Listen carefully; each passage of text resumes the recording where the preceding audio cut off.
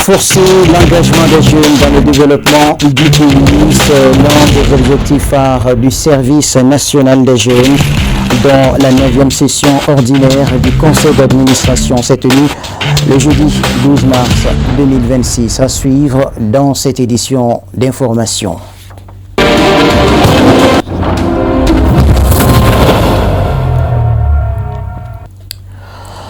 Ravi de vous retrouver sur les antennes de Chérif la télévision pour cette nouvelle édition d'information. Mesdames et messieurs, bonsoir. Je vous l'annonçais au sommaire, le service national des jeunes du Mali a tenu sa 9e session ordinaire du conseil d'administration le jeudi 12 mars 2026 en présence du ministre de la Jeunesse et des Sports chargé de l'instruction civique et de la construction citoyenne. La rencontre a permis de discuter des orientations stratégiques et des actions à mener pour renforcer l'engagement des jeunes dans le développement du pays. La session a porté sur les progrès réalisés dans la mise en œuvre des programmes du SNJ ainsi que les défis à relever pour l'atteinte des objectifs fixés. Le ministre de la Jeunesse a souligné également l'importance du service national des jeunes à parfaire l'éducation, la formation physique, civique et professionnelle des jeunes dans la construction d'un Mali prospère et stable, suivant les impressions. Cette 9e session ordinaire sera consacrée à l'examen du bilan de l'année 2025, à l'analyse et à l'adoption du plan d'action pour l'année 2026. Abordant le bilan de 2025, sans reprendre les détails de toutes les réalisations, le SNJ constitue un passage obligé pour faire des agents de l'État des citoyens bien formés, responsables, aguerris et susceptibles de servir partout où le besoin se fera. Il s'agit aussi et surtout de faire de ces futurs fonctionnaires des agents de l'État, pétris des valeurs civiques et d'esprit patriotique, sans oublier les valeurs et les principes liés à l'éthique et à la déontologie de l'agent public. En outre, sur les 7 activités inscrites au plan d'action 2024, 5 ont été réalisées, soit un taux d'exécution physique de 71,42%. Et 2 n'ont pu être réalisées pour insuffisance de ressources en raison de contraintes économiques et financières de notre pays. Ces très bons résultats ne seraient possibles sans l'engagement responsable et le dévouement des cadres et du personnel d'appui du service national des jeunes. Je voudrais à ce titre exprimer, Monsieur le Directeur Général, et à travers lui tout le personnel du SNJ, mes chaleureuses félicitations et nos encouragements, tout en vous exhortant à persévérer dans ce sens. Ces résultats tangibles découlent incontestablement des efforts conjugués par tous les acteurs concernés. Je voudrais compter sur chacune et chacun de vous dans vos domaines respectifs de compétences pour que les recommandations et suggestions qui sortiront de cette 9e session ordinaire puissent permettre à faire du service national des jeunes un service de référence par la qualité de ses produits. Dans la mouvance du mois béni de Ramadan, la mairie de la commune 5 du district de Bamako a organisé une rupture collective des jeunes ce vendredi 13 mars 2026. L'activité s'est déroulée dans l'enceinte de la dite mairie en présence de nombreux fidèles musulmans. Le compte rendu avec Hassanatou Traoré et Draman Wale. Le mois de Ramadan est un moment de spiritualité, mais aussi de solidarité et de partage. À la mairie de la commune 5, la tradition a une fois de plus été respectée. Autorités communales, leaders et religieux et fidèles se sont retrouvés autour d'un même repas pour rompre le jeûne dans une atmosphère conviviale. Remercier le bon Dieu et rendre grâce à lui qui nous a permis de se retrouver pendant ce mois de carême, ce mois béni, pour aller à une rupture collective et faire des bénédictions pour notre pays et pour notre commune. Et au-delà, faire des bénédictions et recueillir de Dieu, en tout cas, toute sa clémence pour nous protéger contre toutes les vicissitudes de la vie, surtout les contraintes que notre pays traverse. Faire des bénédictions et demander à Dieu de nous faire oublier tout ça. Cette rencontre a également été l'occasion pour les responsables de la commune de formuler des prières pour la paix au Mali et pour le développement de la commune 5.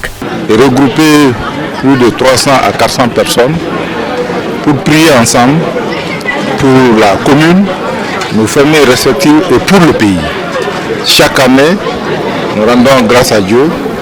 Il a toujours facilité ça et fait ça pour nous. Nous ne faisons que le remercier. Merci en tout cas à la population d'être venue honorer notre invitation et surtout les porteurs d'uniformes qui veillent sur la commune. Parce que sans sécurité, il ne saurait avoir de développement. Et sans sécurité, il sera avoir un pays de paix. Donc, et ils se battent au front et nous sommes là en train de savourer nos plats délicieux.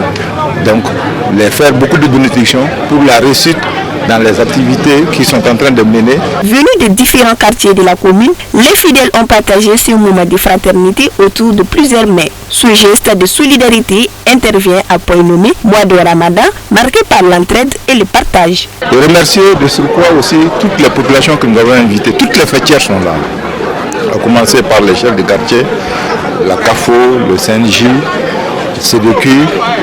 J'en oublie volontiers, mais que tout le monde sache que, en tout cas, leur présence nous a honorés et nous va tout droit au cœur. Que Dieu fasse en sorte qu'on puisse se retrouver l'année prochaine dans la gaieté, dans la santé et dans la prospérité. Que plus de cohésion dans notre commune, c'est ce qui est recherché et les bénédictions sont faites dans ce sens. Et nous osons espérer que Dieu, le miséricordieux, va exaucer tous ces vœux-là. La soirée s'est achevée par une prière collective implorant la paix, la stabilité et la prospérité pour le Mali.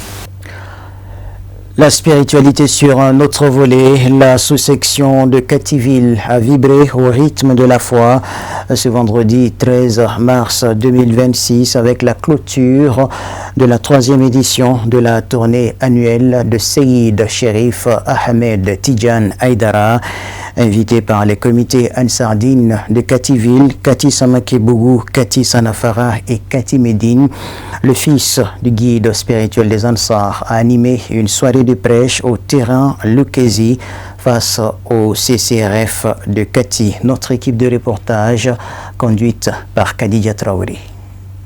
Cette soirée de prêche a été marquée par une ambiance de dévotion et de partage où les participants ont pu se ressourcer spirituellement et se rapprocher de leur foi. Seyid Cherif Ahmed Tidjan Haïdara, fils du guide spirituel des Ansar, a partagé son message de paix et de tolérance, appelant les fidèles à vivre en harmonie et à promouvoir la cohésion sociale tirée des enseignements de la sourate Joseph. Cette soirée de prêche a permis aux militants et sympathisants Ansar d'exprimer leurs émotions face à l'apport positif de cette tournée. Tous les militants de Kati se réjouissent de cette cérémonie qui a été initiée par l'association de Kati et en même temps qui a vu le jour rien que par la promesse tenue par la famille chérifienne, particulièrement Cherif Ahmed Tidjan Haïdara, qui a tenu promesse de passer chaque mois de carême à Kati ici, rien que pour vulgariser la religion musulmane.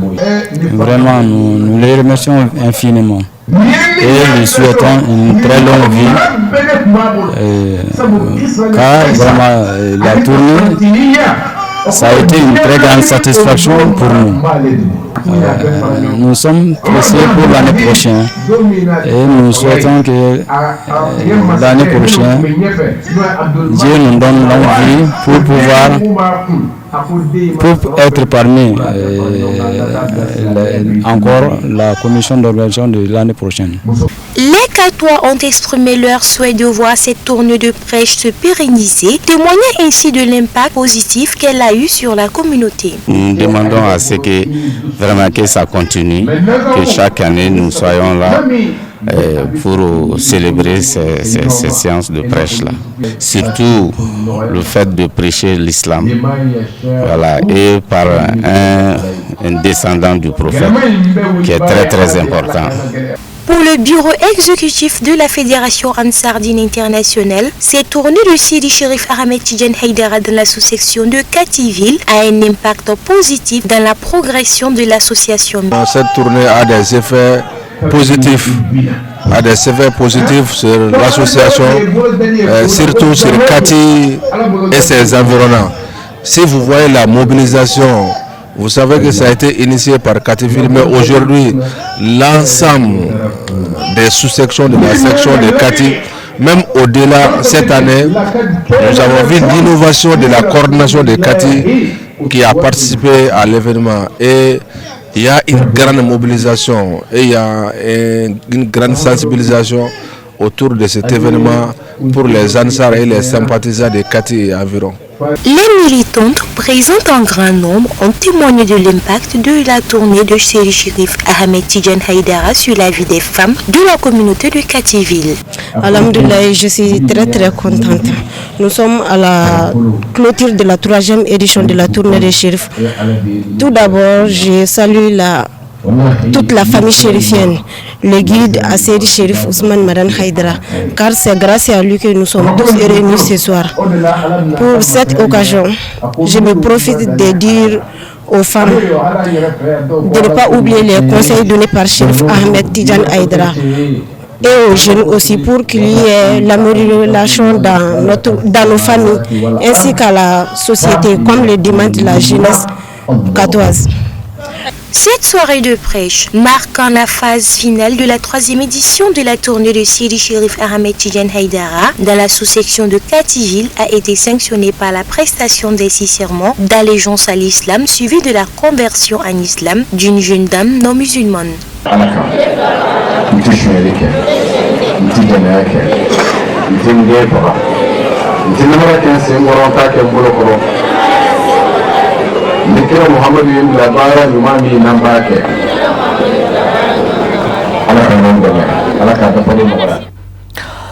Nous quittons Kati pour Bankoni, Noumoribougou, où la résidence de Seyid Badra Ali Ousmane Haïdara a servi de cadre ce vendredi 13 mars 2026 à une cérémonie de rupture collective marquée par la ferveur religieuse, le partage et la solidarité. L'initiative est du président du conseil d'administration de l'association Ankabe Mayala. Le compte-rendu avec Awadjabate, Ibrahim Koulibaly et Abdoulaye Sokodogo. À l'occasion de ces mois bénis de Ramadan, plusieurs fidèles, proches, collaborateurs et invités ont répondu présents pour partager ces moments de spirituel autour de Seyid Badra Ali Ousmane Haïdara. L'événement s'est déroulé dans une atmosphère de recueillement et de fraternité fidèle aux valeurs de l'islam qui prônent l'entraide et le vivre ensemble autour des repas délicieux, des jus, boissons, fruits et tant d'autres à déguster et des remises de cadeaux.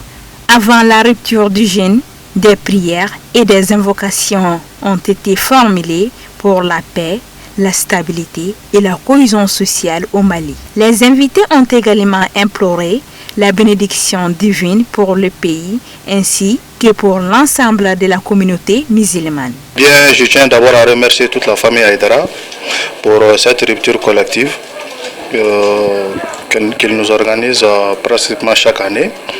Et je suis vraiment content. L'émotion elle est vraiment vive. Je souhaite vraiment la paix, la promptitude, surtout la paix sociale.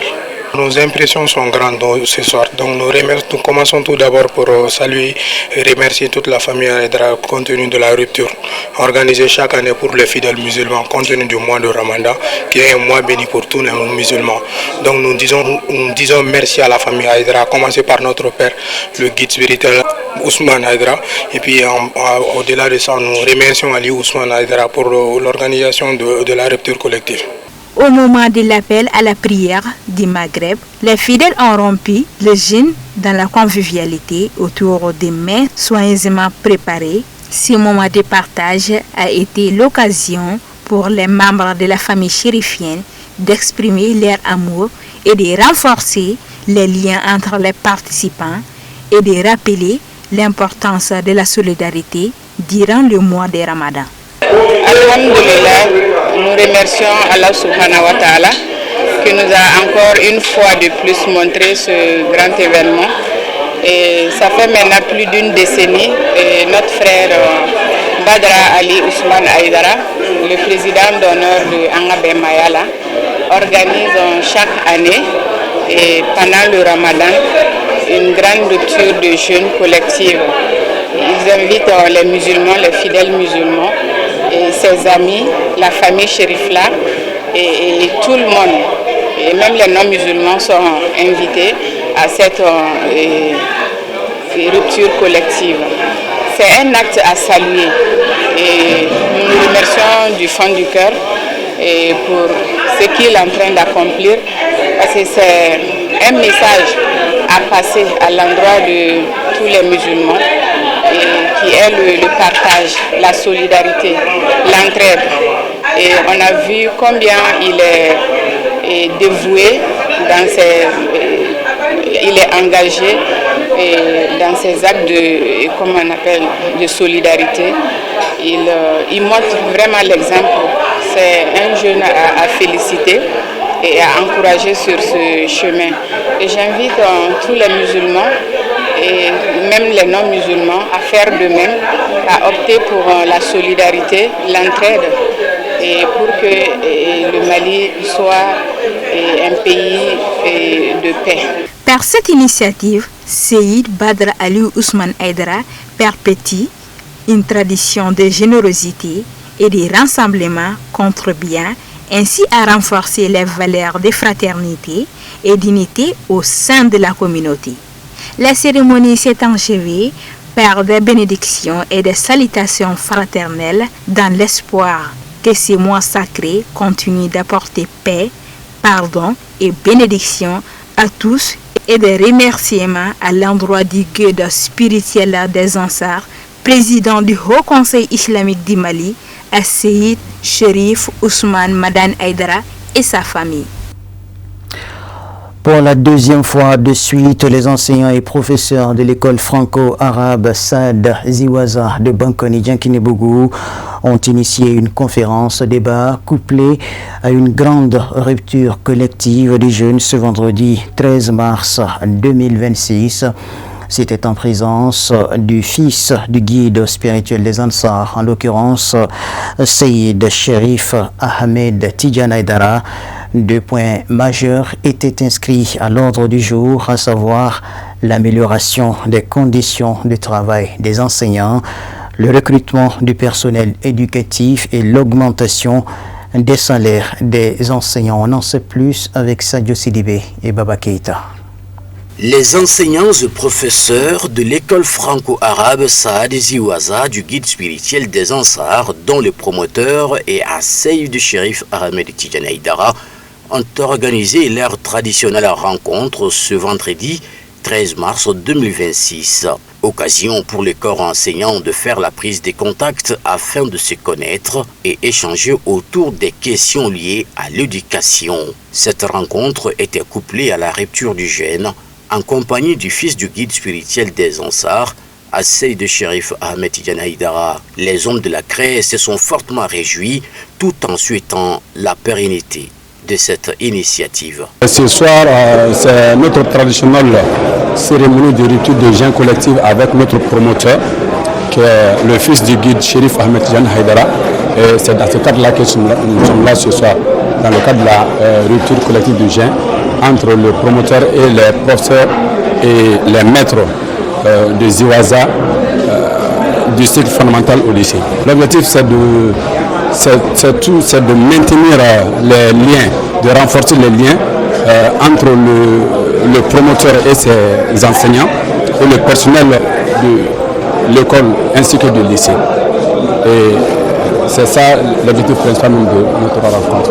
Nous sommes satisfaits parce que à chaque fois qu'on vient ici, c'est une rencontre entre nous. nous sommes à l'école, c'est vrai, nous sommes collègues, c'est vrai, mais parfois, pour qu'on puisse se reconnaître, ce n'est pas souvent facile. Il faut toujours des opportunités, des occasions comme ça pour que nous puissions nous rencontrer dans la convivialité, dans la collégialité. Et ça, vraiment, comme vous le voyez, maintenant tout le monde est dans son coin, bon, vraiment, et on se partage, c'est le partage vraiment, c'est satisfaisant, quoi, c'est très intéressant. Et puis on a aussi, il y a eu une conférence sur l'historique ainsi que, comment on appelle, l'actualité même de notre école, de Ziwaza, hein, d'antan jusqu'à aujourd'hui. Les produits de l'école et puis les gens qui sont là aujourd'hui.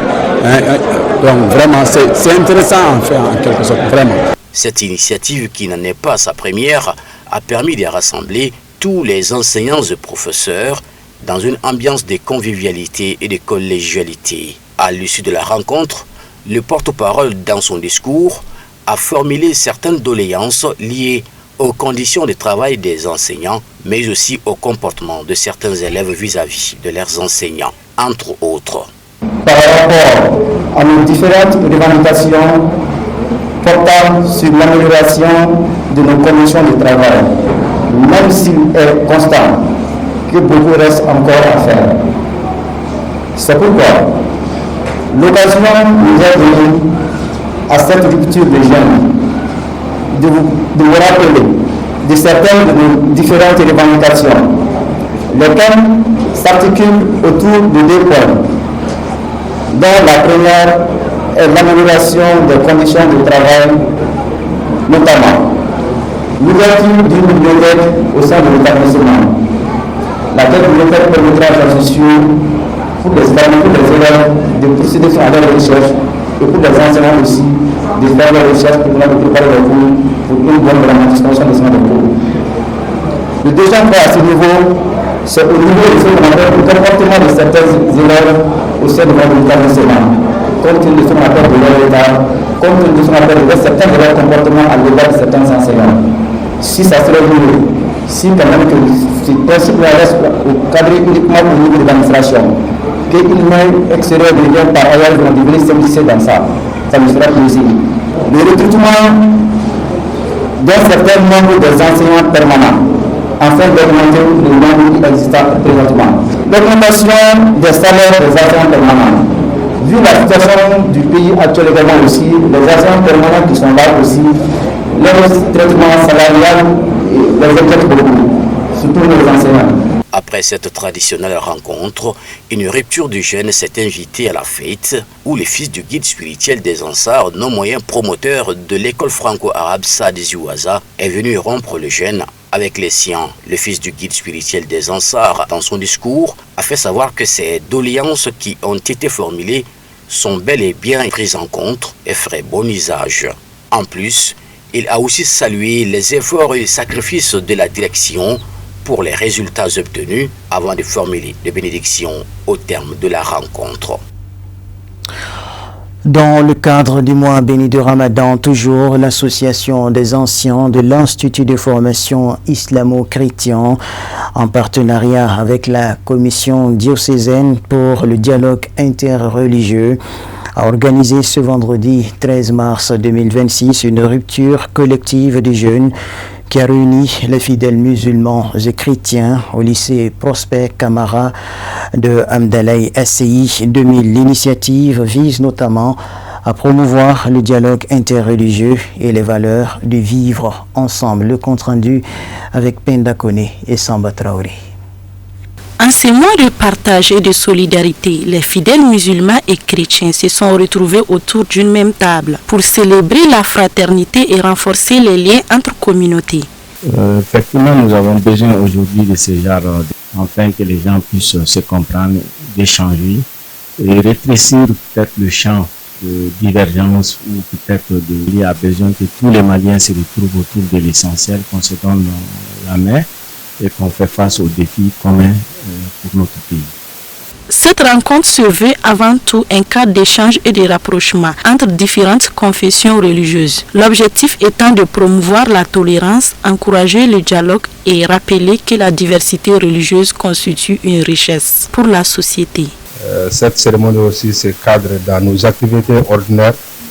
Notre association à chaque grande cérémonie que nous organisons, nous invitons nos frères chrétiens qui viennent régulièrement à nos activités. Donc nous ne faisons que répondre à l'initiative qu'ils ont déjà entamée en avril de notre association. Nous sommes très heureux d'être là pour cette cérémonie. Le dialogue interreligieux n'a pas été compris par certains. C'est ce qui a amené cette crise au Mali. Sinon la crise n'aurait pas eu lieu et la crise n'a pas sa place. Donc nous demandons à tous les Maliens, à tout le monde entier de se donner la main et de faire le vivre ensemble un credo pour que nous puissions avoir la paix et la réconciliation dans notre cher pays. À travers cette rupture collective de jeunes, les initiateurs entendent également transmettre un message fort à l'endroit de la population, celui de la paix, de la solidarité et du vivre ensemble.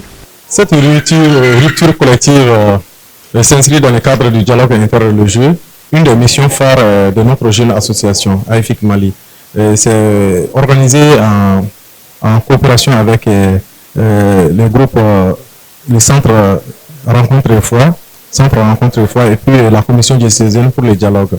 C'est pour faire la promotion de la paix et le vivre ensemble harmonieux. C'est pourquoi on l'a intitulé Carême et Ramadan pour la paix, rupture collective des jeunes entre chrétiens et musulmans. Oui, ça va contribuer dans le sens que ça vise à lancer un message à toute la communauté musulmane et chrétienne, à tous les citoyens maliens que nous sommes une seule famille. Participants et organisateurs ont ainsi partagé un moment de convivialité marqué par des échanges fraternels. Les organisateurs espèrent que cette initiative inspirera d'autres actions similaires afin de renforcer durablement la paix et la cohésion sociale au sein de la société. Sans transition, voyons ce qui constitue l'essentiel de l'actualité internationale en bref et en images.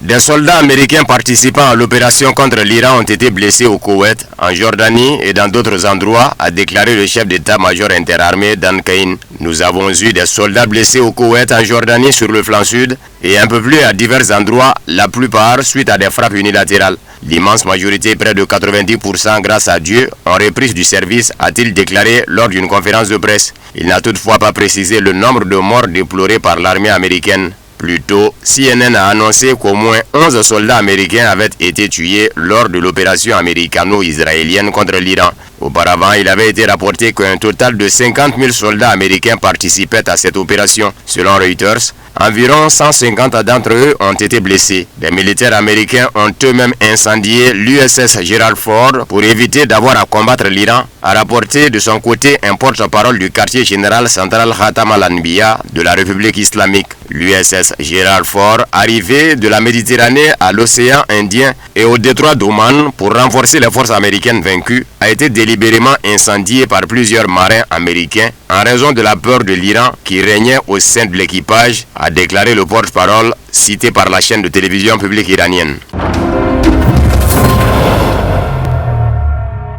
Le Premier ministre irakien a promis vendredi 13 mars de prendre les mesures nécessaires pour empêcher de nouvelles attaques après la frappe de drone qui a tué un militaire français et blessé 6 autres soldats engagés dans la lutte antiterroriste à Erbil, au Kurdistan irakien. Lors d'un appel avec Emmanuel Macron, Mohamed Shia el-Soudani a exprimé sa solidarité avec la France, assurant qu'une enquête serait menée. Le président du Kurdistan autonome d'Irak, Nechirvan Barzani, qui s'est aussi entretenu avec le chef d'État français, a de son côté appelé les autorités de Bagdad à fixer des limites au groupe hors-la-loi, condamnant cette attaque terroriste. La France n'est pas engagée en guerre contre qui que ce soit, a pour sa part réaffirmé vendredi Emmanuel Macron, assurant que la position de la France est purement défensive face à la guerre au Moyen-Orient. L'adjudant-chef Arnaud Frion est le premier soldat français tué depuis le début de la guerre au Moyen-Orient. Âgé de 42 ans, il a été frappé par un drone Shahad, selon le chef de corps du 7e BCA, le colonel François Xavier de la Chesnesse. Les 6 blessés sont toujours à l'hôpital. Leur rapatriement en France se met en place selon le ministère des Armées.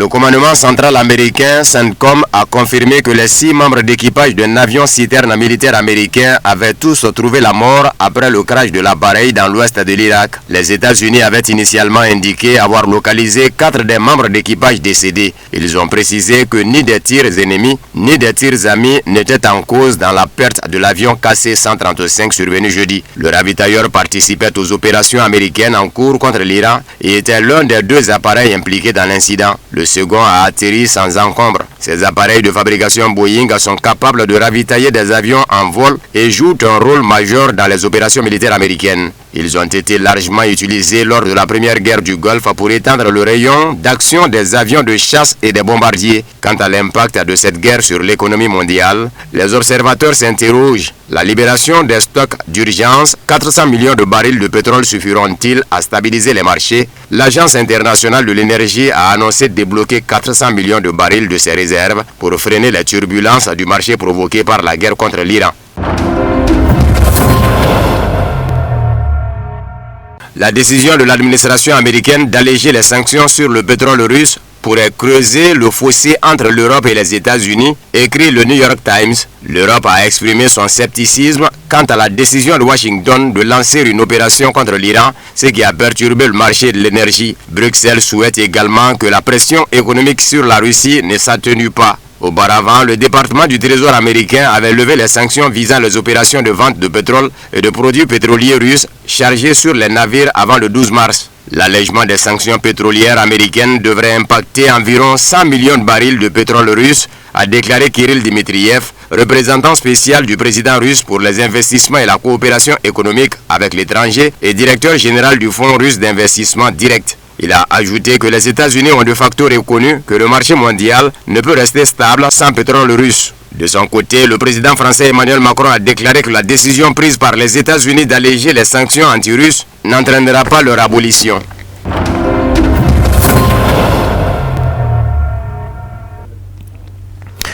Voilà qui met fin à cette édition d'information. Merci à vous de l'avoir suivi. Un grand merci à la régie et à toute l'équipe de production. Bonne suite de programme sur nos antennes.